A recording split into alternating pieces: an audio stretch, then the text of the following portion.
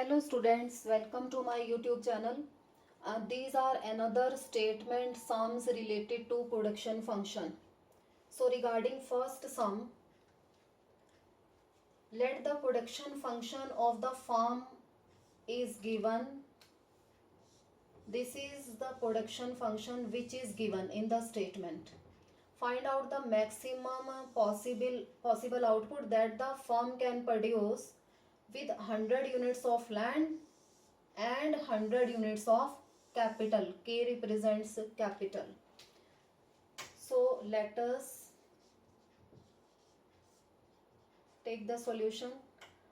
Q is equal to 5L 1 by 2 capital 1 by 2.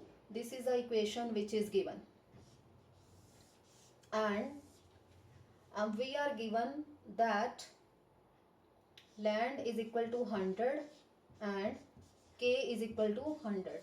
So now let us put the value in this equation. We get Q is equal to 500 1 by 2 or K. Instead of K we are writing down its value 100 1 by 2 is equal to 5 or 10 square whole 1 by 2, 10 square whole 1 by 2 is equal to, so ये cancel 2 multiplied by 1 by 2 will be this will values will be cancelled. 5 multiplied by 10 multiplied by 10, तो ये जो values हैं ये cancel हो जाएंगी and the answer will be is equal to 500. So the maximum possible output that a firm can produce, answer, maximum possible output that the firm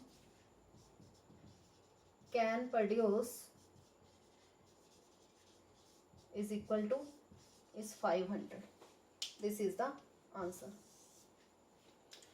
In our next statement, statement 2, let the production function of a firm be.